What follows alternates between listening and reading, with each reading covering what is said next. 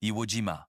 Février 1945. 8000 carrés de roches volcaniques, des vents de soufre et de sable noir, situés presque exactement à mi-chemin entre Tokyo et les bases aériennes américaines de Saipan. Vu du ciel, cela ne ressemblait à rien. Une île, en forme de côtelette de porc dérivant dans un Pacifique sans fin. Mais pour les 80 000 marines des États-Unis se préparant à prendre d'assaut ces plages, et pour les 21 000 soldats japonais retranchés sous sa surface, ce lambeau désolé de terre allait devenir l'un des champs de bataille les plus sanglants de l'histoire de la guerre humaine. Le soldat de première classe, Jim Norton, avait 19 ans. Il se tenait sur le pont d'un transport de troupes, regardant l'île à travers la lumière grise du matin. La marine et l'aviation pilonnaient Iwo Jima depuis des semaines. C'était l'endroit le plus bombardé de tout le Pacifique. Les hauts gradés pensaient que la bataille durerait 3, peut-être 4 jours. Norton les croyait, la plupart des gars aussi. Ils n'avaient aucune raison de ne pas les croire. Ils n'avaient aucune idée que leurs obus n'avaient presque aucun effet. Profondément sous la surface de l'île, l'enseigne de vaisseau Kiyoshi Endo attendait la fin des bombardements dans un réseau de tunnels défiant l'imagination. On nous a ordonné de construire des abris souterrains où nous nous mettions à couvert, se souvenait-il. Les bombardements continuaient sans interruption, mais nous avons pu tenir. Plus de 16 milles de tunnels s'étendaient sous la roche volcanique, à l'intérieur du mont Suribachi, le volcan éteint qui dominait la pointe sud de l'île. Ces tunnels descendaient sur 7 niveaux sous terre, reliant un hôpital fortifié, un centre de commandement et des centaines d'emplacements d'artillerie. Les Américains martelaient la surface. Les Japonais vivaient en dessous. L'homme qui construisit cette forteresse souterraine était le lieutenant-général Tadamichi Kuribayashi. Il commandait la défense de l'île depuis les profondeurs du mont Suribachi, et il comprenait sa situation avec une clarté brutale. Il était en infériorité numérique. Il était surclassé en armement. Sa marine et son aviation avaient été redéployées vers Okinawa, se préparant à l'ultime combat qui n'aurait lieu que des mois plus tard. Il n'y aurait ni renfort, ni secours, ni retraite. Kuribayashi ne pouvait pas gagner à Iwo Jima, et il le savait. Il élabora donc une stratégie aussi simple que brutale. Tuer autant d'Américains que possible. Il ordonna à chacun de ses soldats de prendre au moins 10 vies américaines avant de mourir. Faire moins serait une mort déshonorante. Le sergent-chef japonais Kenai avait 21 ans lorsqu'il reçut ses ordres. Mourir au combat était considéré comme un honneur. Il déclara « Nous offririons volontiers nos vies sous un commandant aussi vertueux ». Ce n'étaient pas des paroles en l'air. Les Japonais à Iwo Jima avaient appris depuis l'enfance que la reddition était la honte ultime, pire que la mort, pire que tout ce que l'ennemi pouvait infliger. Ils croyaient que s'ils étaient faits prisonniers, ils seraient exécutés. Chaque homme sur cette île s'attendait à y mourir, et presque tous le feraient. Mais pour comprendre comment le monde en est arrivé à ce moment, 80 000 jeunes Américains prêts à donner l'assaut contre une île volcanique, défendue par des hommes qui avaient déjà accepté leur propre mort, il faut remonter à un dimanche matin, 3 ans plus tôt, lorsque les Japonais lancèrent une attaque non provoquée contre la flotte navale américaine à Pearl Harbor, et que tout changea. Le président Roosevelt parla au nom de la nation dans les heures qui suivirent. « Peu importe le temps qu'il nous faudra pour surmonter cette invasion préméditée, déclara-t-il. Le peuple américain, dans sa juste puissance, remportera une victoire totale. » Le Japon impérial s'était allié à Hitler et à Mussolini l'année précédente pour former les puissances de l'Axe, et la frappe sur Pearl Harbor fut une démonstration de défi pour s'imposer comme puissance dominante par la nation insulaire et ses chefs militaires. L'Amérique était en guerre. Au cours des 3 années suivantes, les forces américaines ripostèrent. Elles libérèrent une série d'îles de l'armée impériale et se rapprochèrent toujours davantage du territoire japonais. Les États-Unis établirent des bases aériennes sur ces îles capturées et le 24 novembre 1944, Iwo Jima se trouvait directement sur la trajectoire de vol des bombardiers. Les Japonais l'avaient équipé d'installations radars et d'avions de chasse. Les défenseurs de l'île pouvaient détecter l'approche des B-209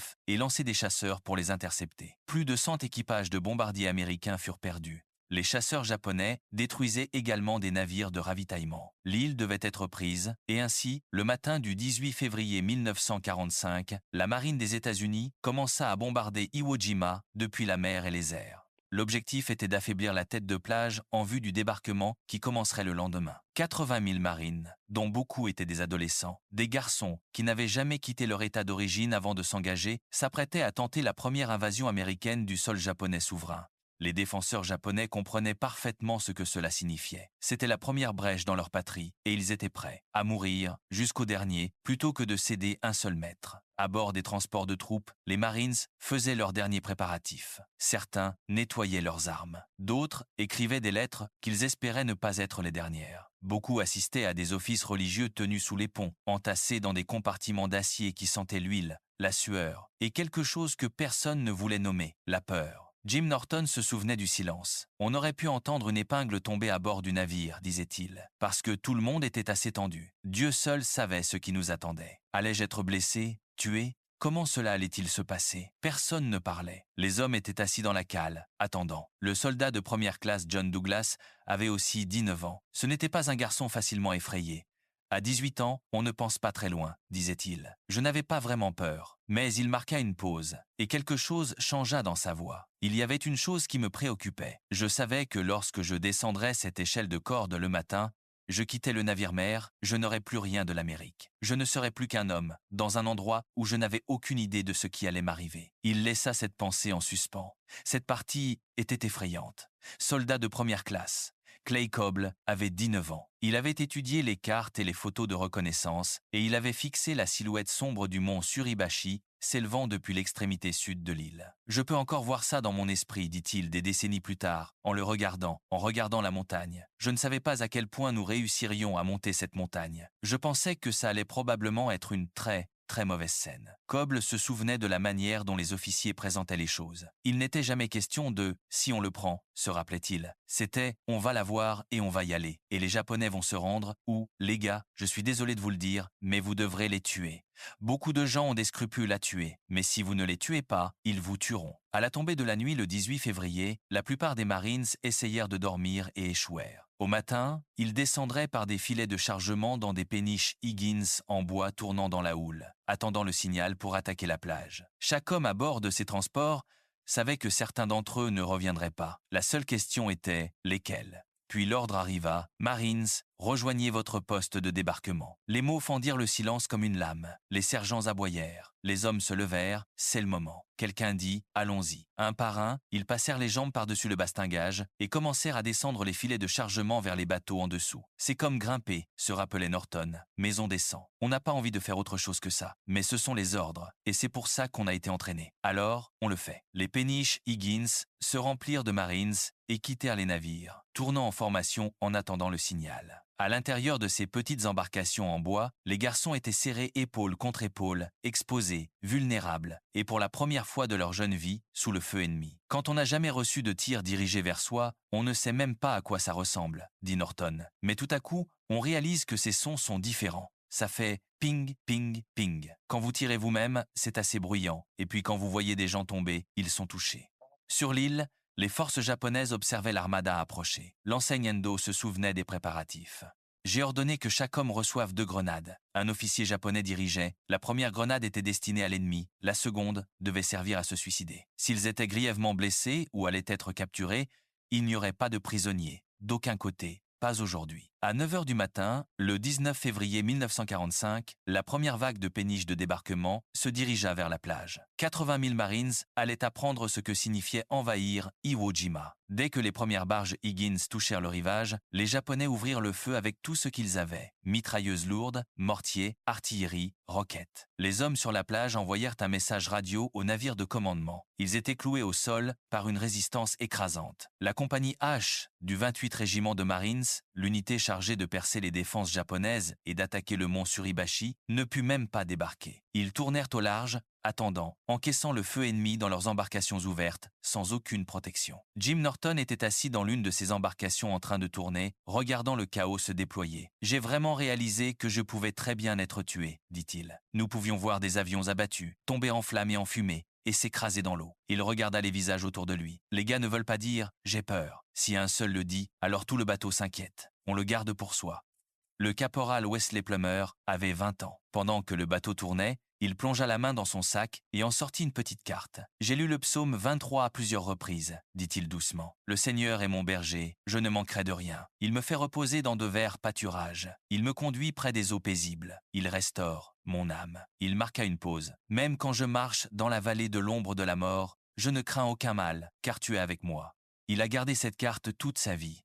3 heures après que la première vague a pris d'assaut les plages, ils avaient enfin percé suffisamment pour que la compagnie H puisse débarquer. Que ça vous plaise ou non, vous allez y aller, se souvient un marine. Le caporal Charles Johnson avait 21 ans lorsque la barge Higgins a touché terre et que la rampe s'est abaissée. Il a dit « J'ai regardé et j'ai vu tous les débris et tout le reste. Je me suis dit « Bon sang, cet endroit, c'est autre chose. Ça va être quelque chose. » La rampe est tombée et les hommes se sont déversés, certains partant à droite, d'autres à gauche, d'autres fonçant droit devant. Des milliers d'heures d'entraînement ont pris le relais. Tout le monde se disperse, a expliqué Norton, parce qu'on vous apprend à ne jamais, au grand jamais rester groupé. C'est déjà assez grave de perdre un homme plutôt que d'en perdre 4 ou 5. L'objectif était simple, quitter la plage. Les Japonais avaient réglé leur tir sur chaque centimètre. C'est là qu'ils vous anéantissaient. Mais entre les Marines et la sécurité se dressait l'une des défenses naturelles les plus redoutables d'Iwo Jima, un talus de sable volcanique de 4, 5 à 5 mètres. Et ce n'était pas un sable ordinaire. C'était une cendre volcanique noire, grossière et meuble, qui engloutissait les bottes jusqu'aux chevilles. Ce sable terrible. Un marine se souvient, c'était très grossier et meuble. On s'enfonçait presque jusqu'aux chevilles. Il était difficile de courir. Un autre a décrit cela comme essayer de sprinter dans du marc de café. On n'avait pas d'adhérence, on ne pouvait pas creuser de trous de combat. On ne pouvait rien faire d'autre que lutter pour avancer, un pas douloureux à la fois, tandis que les mitrailleuses japonaises balayaient la plage. John Douglas portait un fusil automatique Browning, 8 kilos d'acier, plus 13 chargeurs de munitions, chacun pesant environ 700 grammes. Voilà pourquoi je n'ai pas pu quitter la plage. Il a dit que je ne pouvais pas aller plus loin, et quand je me suis abaissé, j'ai pu voir les tirs de mitrailleuses arriver, et je ne pouvais rien y faire. Je ne pouvais pas bouger. Il était allongé là, dans le sable noir, les balles labourant le sol autour de lui, incapable de se relever. À midi, la compagnie H et le reste du 28 régiment de Marines étaient censés avoir traversé l'île sur environ 700 yards de terrain ennemi à découvert. Ils n'avaient avancé que de quelques pieds. Les Japonais étaient devant eux. Un mur de débris en flammes était derrière eux. Il n'y avait aucun abri, aucun répit et aucune issue. Wesley Plummer se souvenait de la scène lorsque nous avons débarqué sur la plage. C'était très encombré. Certains bateaux ont dû s'arrêter au large à cause des débris. Il n'y avait nulle part où accoster. Bill Nicholas, soldat de première classe de 19 ans, a essayé de mettre des mots là, dessus. On pouvait sentir la cordite, la poudre, très facilement. Et il y avait des choses que l'on voyait, mais que l'on ne voudrait partager avec personne. Des gens avaient été littéralement détruits. D'autres étaient blessés, essayant de trouver un endroit pour obtenir de l'aide. Il s'est arrêté, puis il a dit simplement « la meilleure façon dont je peux l'expliquer ». J'ai regardé les plages, et c'était comme l'enfer sur Terre. C'est la meilleure façon dont je peux l'expliquer. Une vision terrible, alors que des milliers de Marines étaient blessés, leurs corps déchirés par les armes japonaises. Les infirmiers et les médecins de la marine se battaient pour sauver des vies au milieu du carnage. Le lieutenant Dr Thomas Brown est arrivé sur la plage et n'a vu que la mort. Tous les hommes que j'ai vus sur la plage dans notre bataillon quand j'ai débarqué étaient morts. Il a dit que cela n'avait pas duré plus d'une minute ou deux avant que j'entende un infirmier dire « Oh, Jésus, aide-moi !» Il s'occupait d'un marine blessé dont une partie du crâne avait été arrachée. Et j'ai dit « Roi, je ne suis pas Jésus, mais je vais t'aider. » Nous lui avons bandé la tête. Il n'y avait vraiment pas grand-chose à faire. On lui avait administré une dose de morphine. L'homme était en train de mourir, et nous le savions. Et en quelques minutes, il a expiré dans un dernier souffle. À la fin de cette première journée, la compagnie H s'était arrêtée à quelques centaines de pieds avant de traverser l'île. Plus de 2000 Marines ont été tués ou blessés. Chaque homme qui avait survécu était épuisé au point de s'effondrer. Pas un seul d'entre eux ne croyait que le combat serait terminé en 4 jours ou plus après le premier jour de bataille. Morton a dit que nous avions tous en tête que ce ne serait pas une bataille de 5 jours. Elle allait durer bien plus longtemps. Alors que les Marines se préparaient à passer leur première nuit sur Iwo Jima, dormir n'était pas une option. Peu importe à quel point leur corps était brisé sur toutes les autres îles pour lesquelles ils avaient combattu, il y avait des arbres, des broussailles, quelque chose pour offrir un abri. Sur Iwo Jima, il n'y avait rien. Nous n'avions aucun abri, si ce n'est de nous enfouir dans le sable, a dit un marine. Et sous ce sable, dans toutes les directions, l'ennemi attendait. Le réseau de tunnels japonais était le secret le plus mortel de l'île. Plus de 16 milles de bunkers et de grottes souterrains interconnectés parcouraient toute la longueur d'Iwo Jima. Les tunnels donnaient aux Japonais leur seul avantage, la capacité d'apparaître n'importe où, de frapper sans avertissement et de disparaître. Des patrouilles de marine sondaient les défenses japonaises à la faveur de l'obscurité, sans jamais savoir qu'à chaque pas qu'ils faisaient, l'ennemi était littéralement juste sous leurs pieds. Cette première nuit-là, la marine pilonnait les positions ennemies depuis le large, tandis que les Japonais répondaient par un barrage d'artillerie intense. Les marines au sol étaient pris dans le feu croisé des deux. Jim Norton se plaqua dans un cratère et écouta les obus siffler au-dessus de lui. Le bruit de ces choses qui passaient au-dessus était incroyable, dit-il. On dirait un train de marchandises, et puis ça explose partout. Je pense que la plupart d'entre nous se disaient que c'était fini. Nous allions finir dans l'éternité l'instant d'après. C'était tout simplement inimaginable. Un obus d'artillerie tomba juste à côté de son trou. Il n'explosa pas. Norton le fixa. Une grosse chose longue, à moitié enfouie dans le sable. Je m'attendais à ce qu'il explose à tout moment, dit-il. Il est resté là pendant des jours dans l'obscurité. Les Japonais utilisaient des positions de tir cachées appelées trous d'araignée, de petites fosses dissimulées reliées au réseau de tunnels. Ils surgissaient, tiraient et disparaissaient. Les Marines étaient entraînés à retenir leur feu la nuit, quoi qu'ils pensent voir. Bill Nicholas expliquait la logique. Ne tirez pas sur quelqu'un la nuit, à moins d'en être vraiment sûr. Parce que, premièrement, vous pouvez viser la mauvaise personne.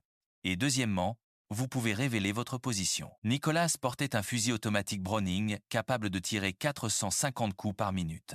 Ouvrir le feu dans l'obscurité ne ferait que peindre une cible sur son dos.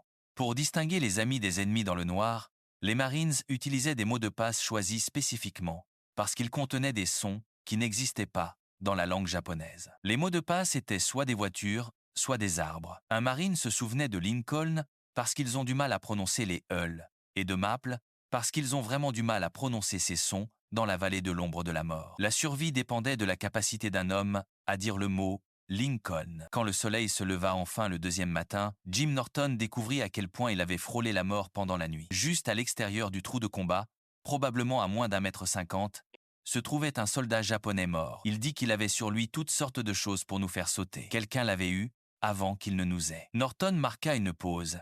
Et c'était comme ça chaque nuit. Les nerfs vous jouent des tours. Vous croyez les voir et ils ne sont pas là. Mais souvent ils le sont et vous ne les voyez pas. Le matin du deuxième jour, la compagnie H du 28 régiment de Marines reçut l'ordre de commencer l'assaut du mont Suribachi. Ils attendirent que la marine américaine affaiblisse les défenses japonaises. L'enseigne Endo observa le bombardement depuis l'intérieur de la montagne. Les cuirassés américains étaient alignés en rang. Il se souvenait que lorsqu'un rang terminait sa mission, le suivant arrivait du sud. Le bombardement continua sans interruption. Wesley Plummer ressentait les secousses depuis le sol. Il y avait un tir d'artillerie terrible depuis les navires en mer, dit-il, et des avions qui mitraillaient, bombardaient et larguaient des bombes au napalm à quelques centaines de mètres devant nous. À 8h30, le bombardement s'arrêta pour permettre aux Marines d'avancer. Mais lorsque les tirs cessèrent, la résistance japonaise était aussi forte qu'auparavant. Les tunnels avaient tenu. Les premières troupes à donner l'assaut à la montagne furent dévastées. La compagnie H fut appelée pour les relever. Ce qu'ils virent secoua même les plus endurcis d'entre eux. Ils étaient tous couverts de bandages, des bandages imbibés de sang.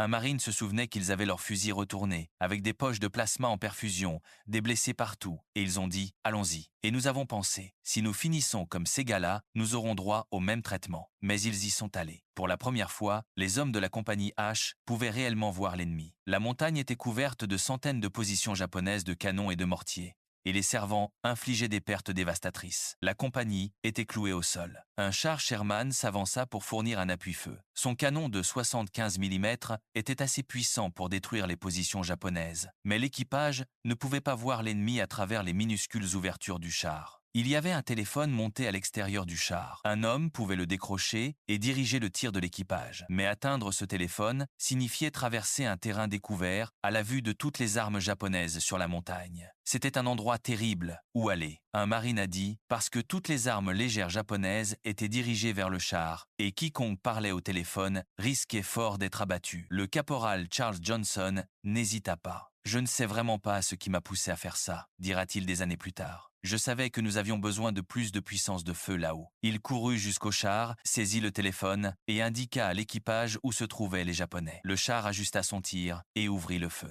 La position ennemie fut détruite, mais avant que Johnson ne puisse se mettre à l'abri, il fut touché. Le brancardier Archie Williams accourut pour le sauver. Le même Archie Williams qui, dans les jours suivants, donnerait sa vie pour sauver un autre marine. Jim Norton regarda ses amis disparaître dans la fumée. « Je voulais aller avec lui pour voir comment il allait, » dit Norton. « Mais je savais que je ne pouvais pas. Je savais qu'il allait au moins bien, parce qu'il marchait. » Le sacrifice de Johnson avait sauvé la compagnie H. Des années plus tard, il refusa de parler d'héroïsme. « Je n'ai rien fait de plus que n'importe qui d'autre sur cette île, croyez-moi, dit-il. Peut être que j'étais au bon endroit, au bon moment, c'est tout. » Johnson fut évacué vers la plage, où il retrouva un ami de la compagnie H, qui avait été grièvement blessé lors de la même attaque au mortier. Les deux hommes furent transportés sur un navire-hôpital au large, mais même là, ils n'étaient pas vraiment en sécurité. Le docteur Brown l'avait constaté de ses propres yeux. Beaucoup d'hommes qui attendaient d'être évacués depuis la plage furent tués par le feu ennemi alors qu'ils attendaient sur le navire-hôpital. Johnson fut témoin de l'ampleur massive des pertes. Des Marines occupaient chaque lit, chaque couloir, et beaucoup d'entre eux ne survécurent pas. L'ami de Johnson faisait partie des morts. Ils ont dit « Tous ceux qui le peuvent, venez ici », se souvient Johnson. Ils l'ont enterré en mer. Ils l'ont placé sur la civière avec le drapeau posé sur lui, puis ils ont récité des prières, et ils l'ont soulevé et l'ont jeté directement dans l'océan. J'ai entendu l'éclaboussure dans l'eau. Sa voix se brisa. Ça fait tellement mal quand on y pense. Être enterré en mer, c'est quelque chose de très froid, de très solennel. Il ne pouvait pas garder ses hommes jusqu'à les amener quelque part, mais c'est à peu près la pire chose que je puisse imaginer, être enterré en mer. De retour sur l'île, l'assaut contre le Suribachi se poursuivait, mètre après mètre, dans une progression agonisante.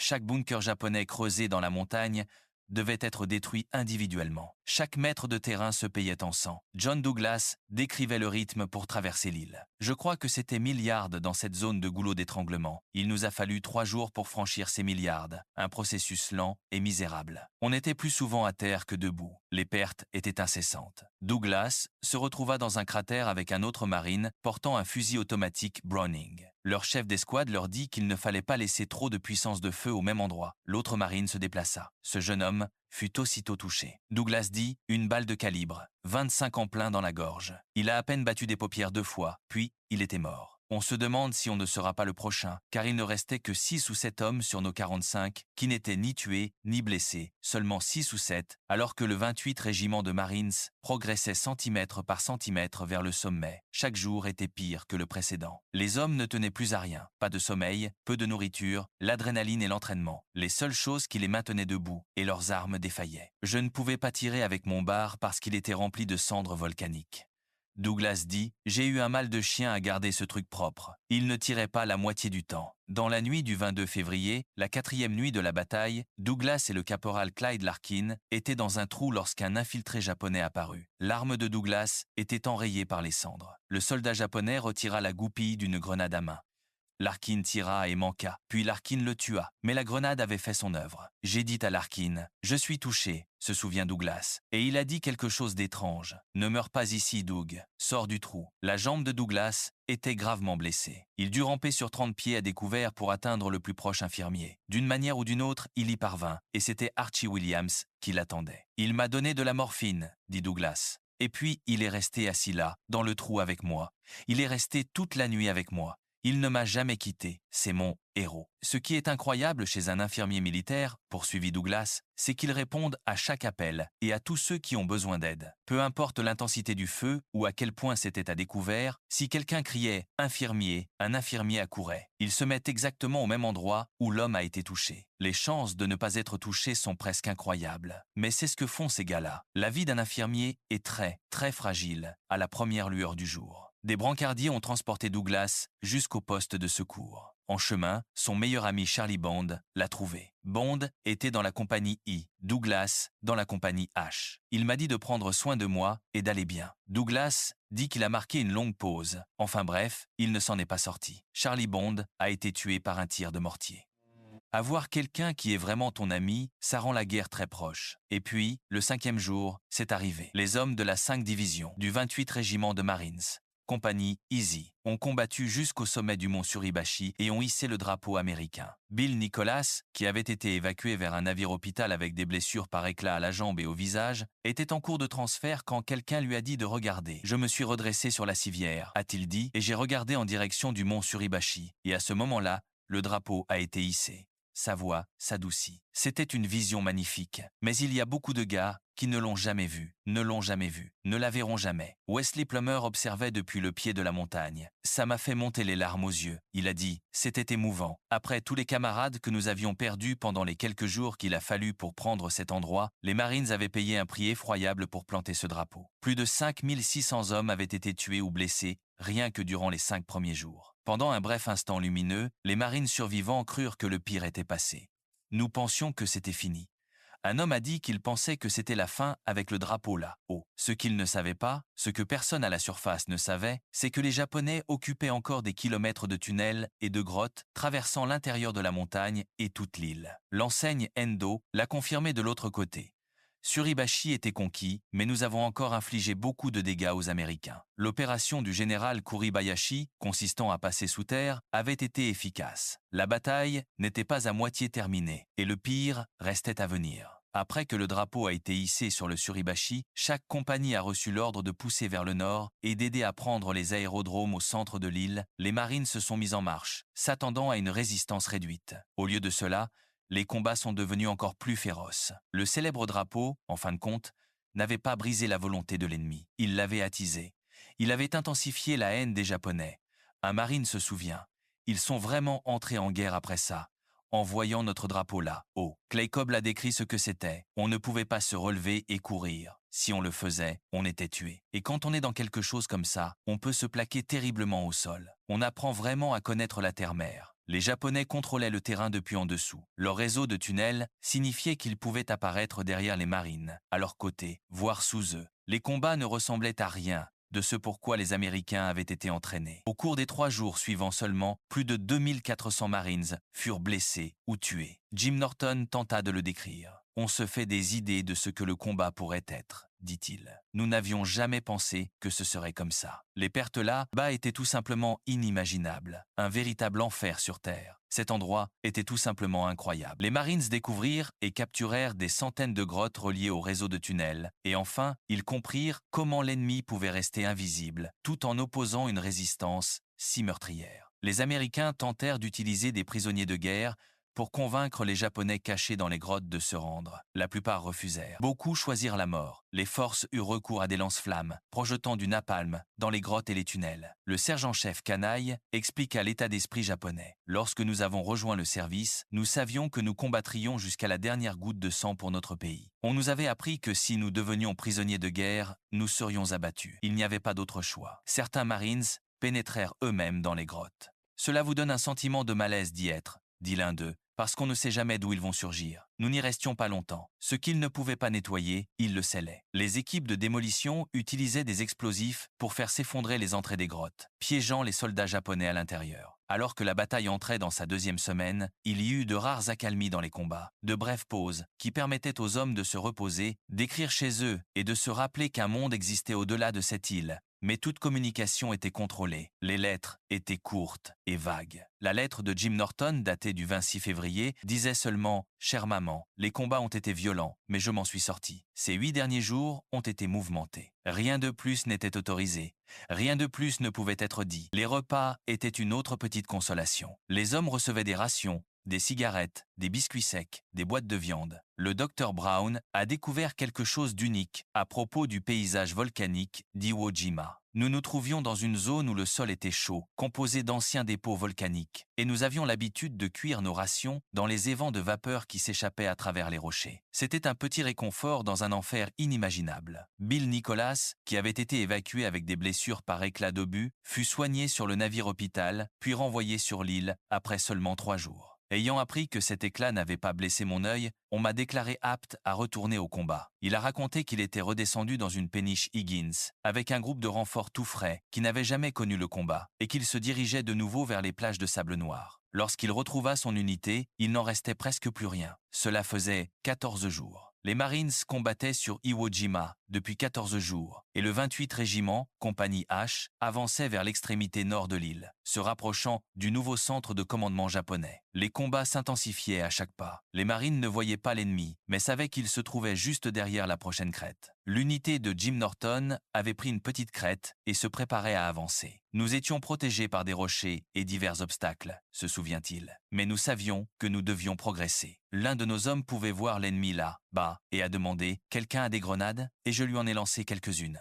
Les grenades à main étaient le meilleur moyen d'affaiblir une position avant de la prendre d'assaut. Mais l'ennemi en avait aussi. Norton a vu quelque chose tomber près de lui. Je n'ai pas pensé que c'était une grenade. Il a dit que ça n'en avait pas l'air. J'aurais dû comprendre ce que c'était, mais je ne l'ai pas fait. Après 14 jours, on n'est plus aussi inquiet qu'au début. Puis, le monde est devenu blanc. La jambe inférieure droite de Norton a été presque arrachée par l'explosion. Les Japonais lancèrent une contre-attaque et repoussèrent les Marines hors de la crête. Les hommes n'eurent d'autre choix que de se replier, et ils furent contraints de laisser le blessé Jim Norton dans un cratère entre les deux lignes. Il était seul dans le No Man's Land, coincé entre les positions américaines et japonaises, saignant abondamment dans une douleur atroce. « Je ne sais pas comment l'expliquer », dit Norton. C'était un peu comme se faire percuter par un camion. Et puis, si vous avez déjà mis le doigt dans une prise sous tension, vous connaissez cette sensation de bourdonnement.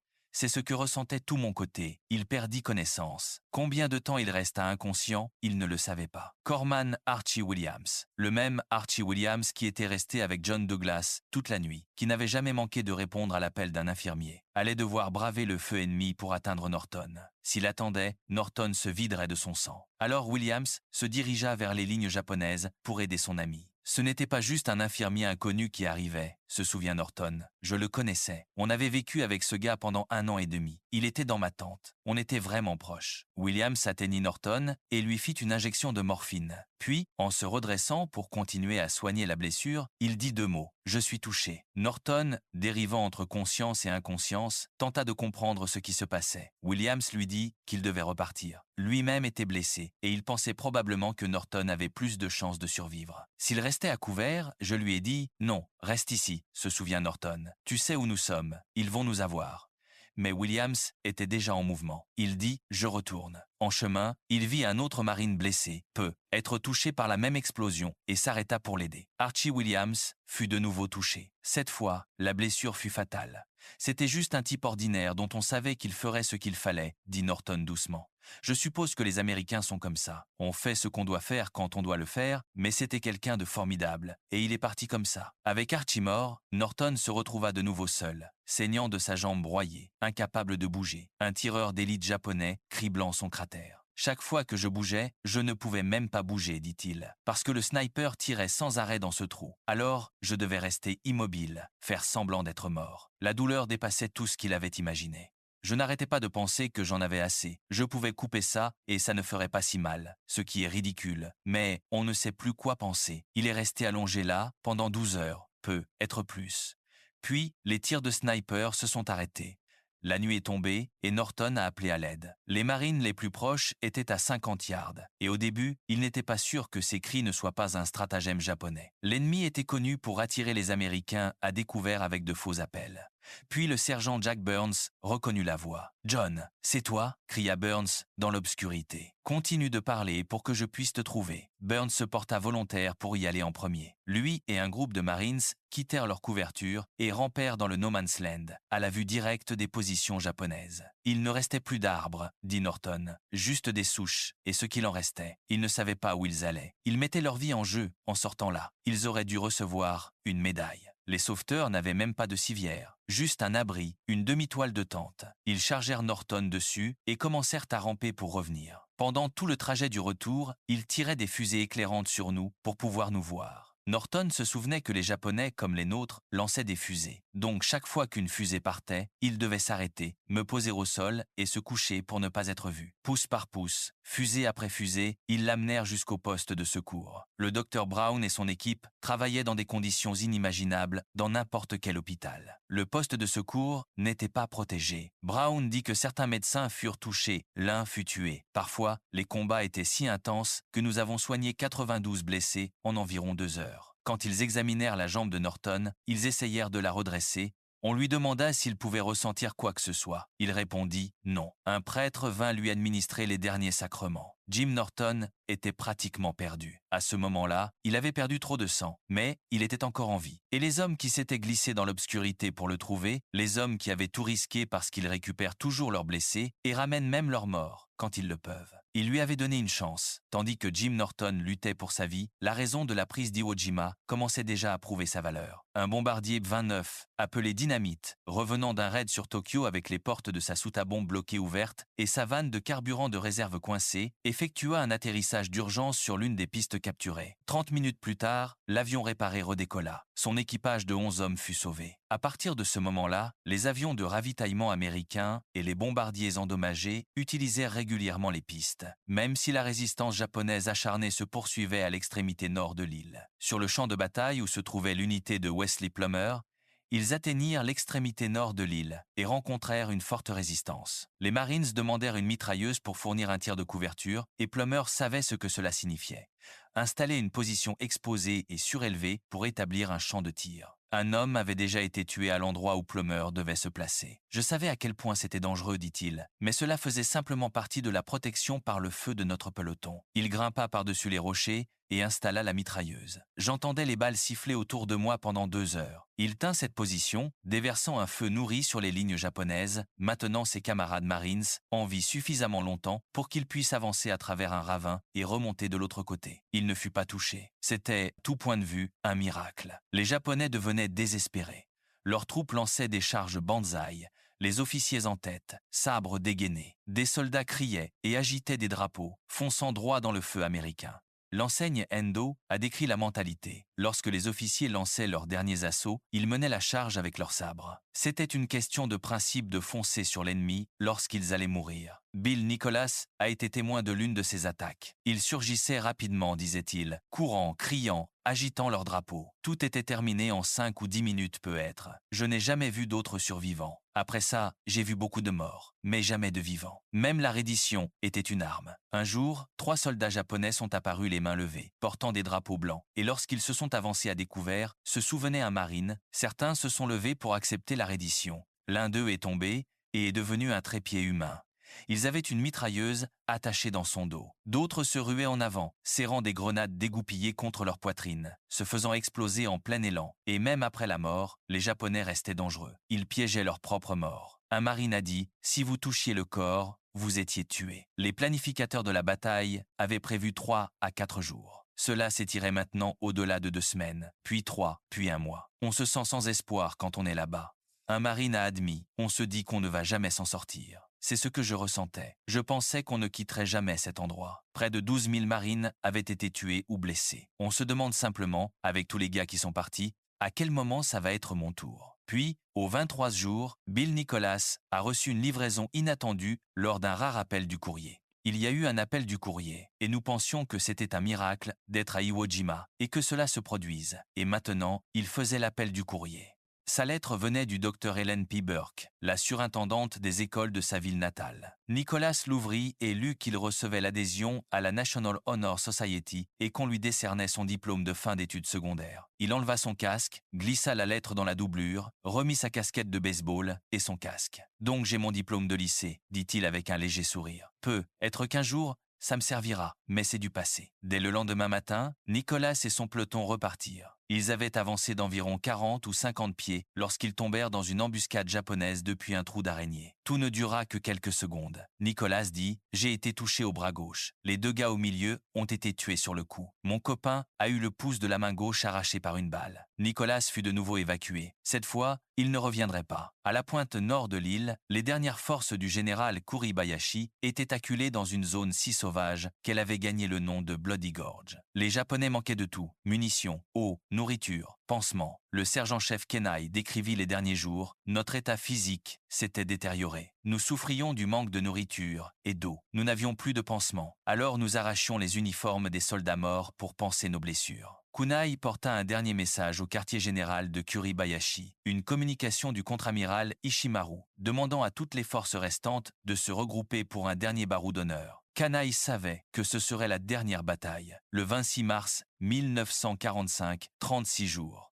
Après que les Marines eurent pris d'assaut les plages, les forces américaines atteignirent ce qu'elles pensaient être le bunker de commandement final du général Kuribayashi. Wesley Plummer était présent lorsqu'ils le détruisirent. C'était la plus grande explosion et le bruit le plus fort que j'ai jamais entendu, dit-il. Je ne sais pas combien de milliers de livres d'explosifs ils y ont mis, mais c'était vraiment un bruit énorme. Le corps de Kuribayashi n'a jamais été retrouvé. Certains Japonais pensaient qu'il avait été tué lors d'un dernier barou d'honneur. D'autres pensaient qu'il s'était suicidé. La vérité a disparu avec lui, quelque part sous les décombres. Pour les survivants japonais, la fin suscita des sentiments contradictoires. L'enseigne Endo se souvenait des jeunes soldats qui, tremblant de peur avant la bataille mais prêts à affronter une mort certaine, pleuraient de chagrin à la nouvelle. Les soldats plus âgés n'affichaient qu'un soulagement.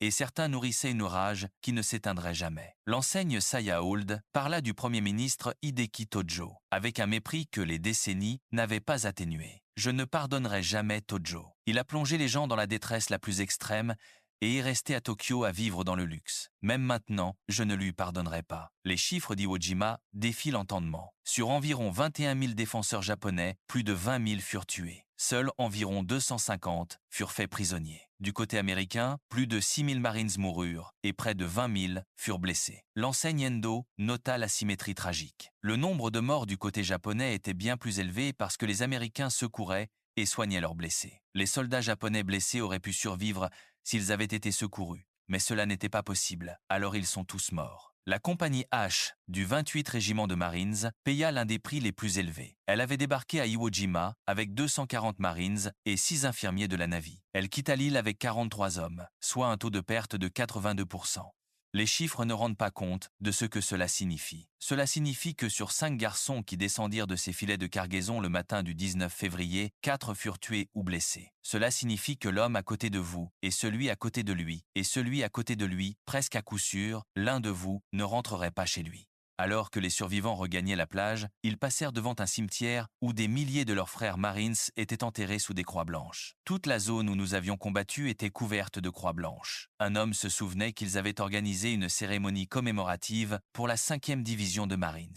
Le mot qui revenait encore et encore était le même, chargé d'émotion. Wesley Plummer l'a dit simplement. Je me sentais vraiment mal pour tous les camarades qui avaient été tués et tous les amis que j'avais perdus. Et j'espérais qu'il n'y aurait plus jamais de bataille comme celle que nous venions de terminer à Iwo Jima. Clay Coby n'en était pas sûr. Il ne croyait vraiment que tout était terminé qu'au moment où l'île disparut derrière le sillage du navire. Nous n'étions pas vraiment certains que tout était sécurisé jusqu'à ce que nous montions à bord du bateau, dit-il. À mesure que l'île disparaissait, nous nous sentions plus soulagés parce que nous la quittions. Nous n'étions plus en danger imminent. Certains hommes se tenaient au bastingage et regardaient Iwo Jima rétrécir dans le Pacifique. La plupart se détournèrent. Je n'avais aucune envie de me retourner pour la regarder, dit Coble. Juste une île solitaire au milieu de l'océan. Lorsqu'ils atteignirent le mess, les cuisiniers avaient préparé un repas. Des côtelettes de porc, de la sauce, de la purée de pommes de terre et des petits pains maison à la levure. Coble se souvenait que c'était le premier repas chaud que nous avions eu. Il sourit. Nom d'un bon Dieu, c'était bon. C'était vraiment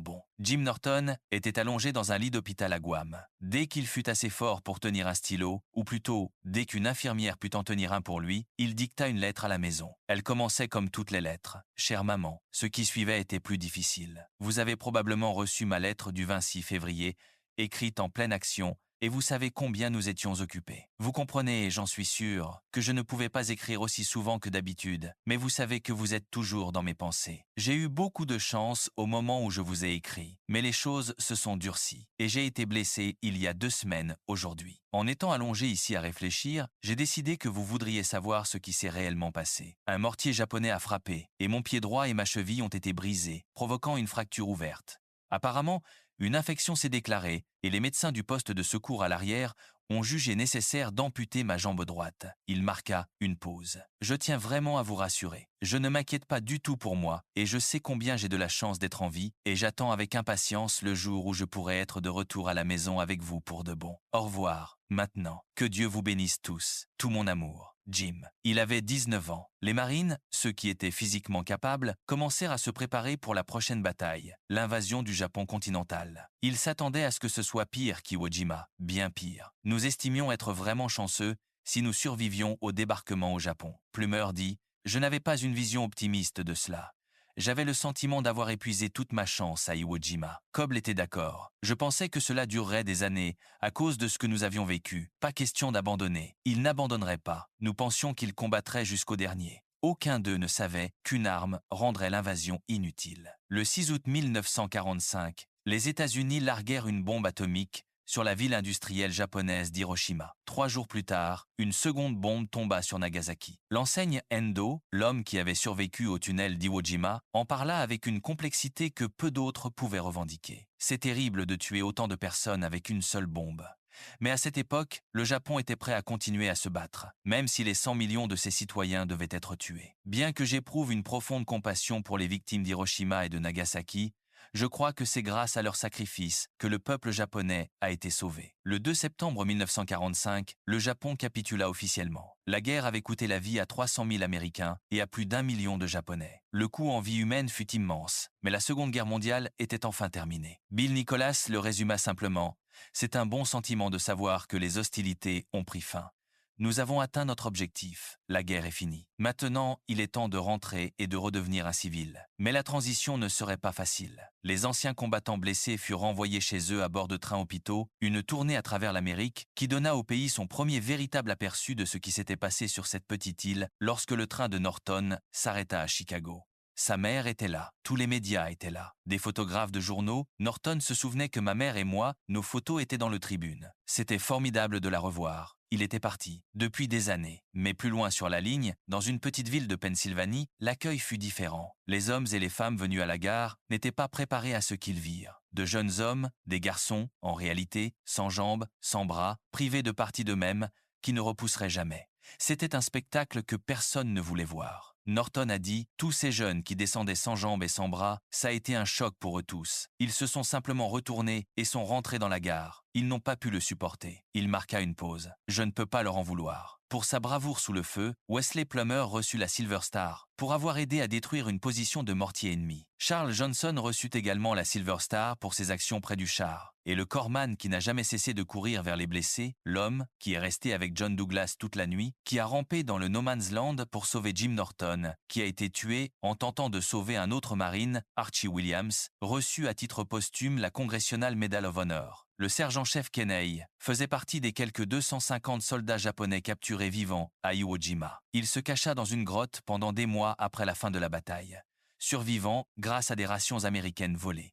Nous nous faufilions dans les camps ennemis pour voler de la nourriture. Il se rappelait que les rations américaines étaient assez bonnes comparées à celles de l'armée japonaise. Une nuit, un autre soldat japonais le trouva et le convainquit de se rendre. Je pensais que ce serait la fin de ma vie. Kanai dit qu'on nous avait dit que si nous devenions prisonniers de guerre, nous serions fusillés. Puis les Marines m'ont aidé et on m'a transporté jusqu'à leur poste. Il ne fut pas abattu. On lui donna de la nourriture et des soins médicaux. Tout ce qu'on lui avait appris sur l'ennemi était un mensonge. Plus de 6000 Marines moururent à Iwo Jima.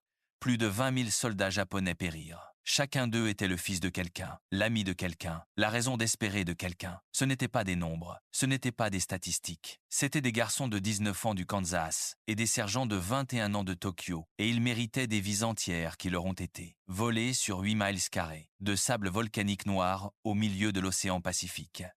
La bataille s'est terminée il y a plus de 80 ans.